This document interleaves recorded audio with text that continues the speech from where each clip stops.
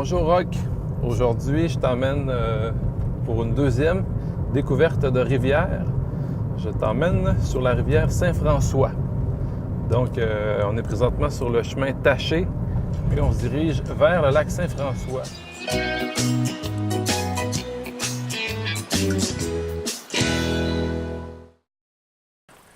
Puis on est présentement sur la piste cyclable Le Petit Émis, juste en bas du lac Saint-François. Puis vous voyez ici, c'est la rivière qui commence, qui se dirige, qui va faire plusieurs dizaines de kilomètres avant d'atteindre le lac Poinégamook.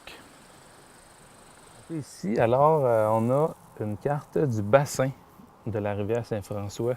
Tous les ruisseaux, les petites rivières qui se jettent dedans. Puis, vous voyez que on commence ici avec le lac Saint-François, avec une traversée de l'autoroute 85. Puis la rivière va rejoindre le lac Poinégamook pour reprendre son cours ensuite en faisant la frontière avec les États-Unis, pour se jeter dans le lac Beau. Puis reprendre son cours encore entre le Nouveau-Brunswick et le Maine pour rejoindre le lac Glacier, pour finalement rejoindre et se jeter dans le fleuve Saint-Jean. On se dirige présentement dans la même direction que la rivière. Puis on se trouve au bord de l'ancienne route 85. Puis juste ici, on voit que la rivière traverse une grande tourbière avant de reprendre son cours, puis continuer vers vraiment l'autoroute 85.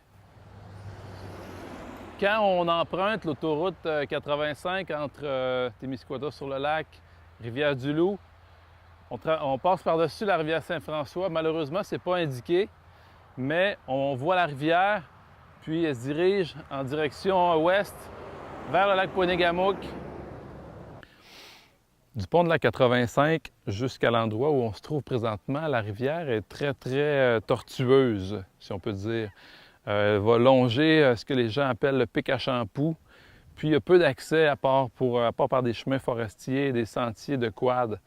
Puis présentement, on se trouve vraiment à l'endroit où est-ce que la rivière termine sa course, la course de son premier tronçon pour aller rejoindre le lac Poinégamook, juste à l'endroit de la plage du lac Poinégamook.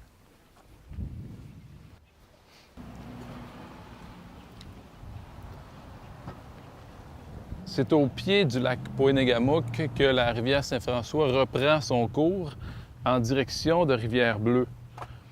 Puis ce qu'il y a de particulier, c'est que la rivière fait office de frontière entre le Canada et les États-Unis. On est présentement sur le petit pont international au pied du lac Poinégamook. Puis on voit que la rivière a déjà une taille pas mal plus importante que ce qu'elle avait en amont du lac Poinégamook. On se trouve sur la rue Saint-Joseph Sud à Rivière-Bleue. Puis on va tourner juste ici. Vous voyez la pancarte là, avec le petit kayak. C'est ici qu'il y a un accès à la rivière pour mettre les embarcations à l'eau. On est à peu près à mi-chemin entre le lac Poinégamook puis le lac Beau. Ce qu'il y a de particulier aussi avec cette partie de rivière-là, c'est que c'est une excellente rivière pour le canot-kayak, vraiment intéressante, vraiment agréable à faire. Quelque chose de particulier avec le bassin de la rivière Saint-François, c'est qu'on y retrouve quelques espèces de poissons qui ont été introduites. Si on pense par exemple à la ouananiche, à l'éperlan arc-en-ciel d'eau douce, puis plus récemment au masquinongé, qui sont des espèces qui entrent en compétition avec les espèces indigènes au bassin, comme par exemple l'ombre de fontaine, puis la truite grise, le touladi par exemple.